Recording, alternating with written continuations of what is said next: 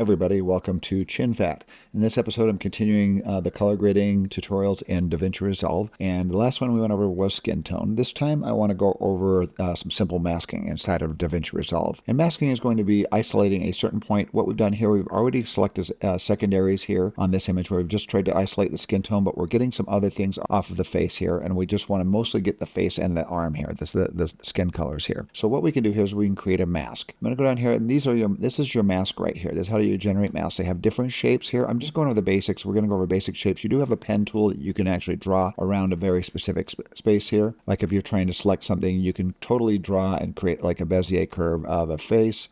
For this, I don't think we need it. All we really need is to get, and now let's complete the circuit. So I created this little Bezier mask here over the face and the hand.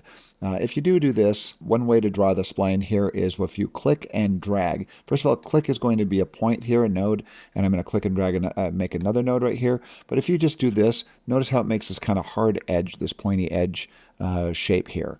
If you want a little bit more curve to kind of match the curve of the face, let me undo that.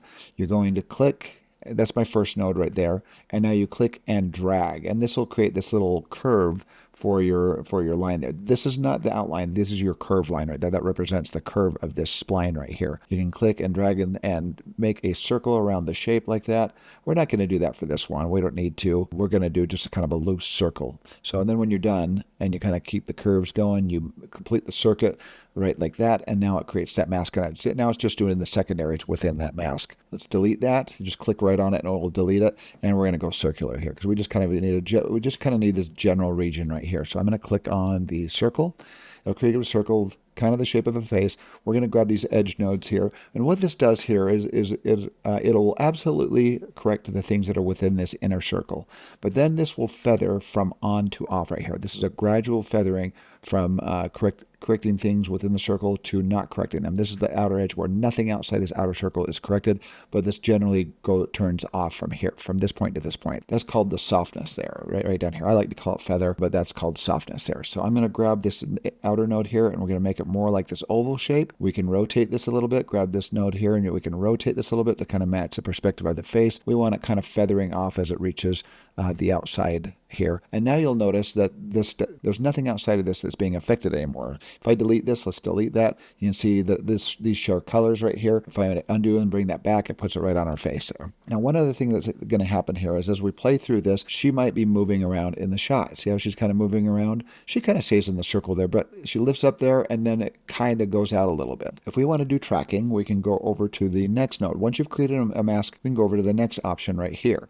Once you've created a mask, this tracker is reading this mask, and you can go down here, and Davinci Resolve has a fantastic tracker where it tracks. It really understands the movement and the shape of the face. If the face turns or they're walking away and getting smaller, or walking to the camera, getting closer, it understands all that. It'll make all these tracking markers and track the face. Down here, if you click on this one, it's going to track forward. If you're at the beginning of the shot, that works, and this tracks backwards if you're at the end of the shot where you framed this up.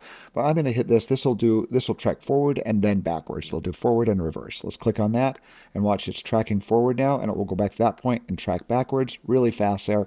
And now that shape has stuck to the person. Notice how it's like changing shape as her face changes perspective. It's a very smart tracker. I've done some stuff with this tracker that I was blown away at how well it tracked. So, but now that we'll just keep the subject right in there. And let's go back to our highlight, turn our highlight off. And now when we look at this node here and we hit Command D, watch the on and off there. That was the color that we brought back into her face, Command D, and it's not affecting the chair down here at all. It kind of shows some skin tone colors there. It's just correcting in this region there. And that's called masking. And I guess I forgot to call, and I think Resolve had gotten away from it. They used to call these power windows, and I'm not sure. Now they just call it a window. Or here they call it a window. Yeah, they used to call them power windows, and I think they got rid of the word power because it sounds kind of like super duper, I guess. I don't know.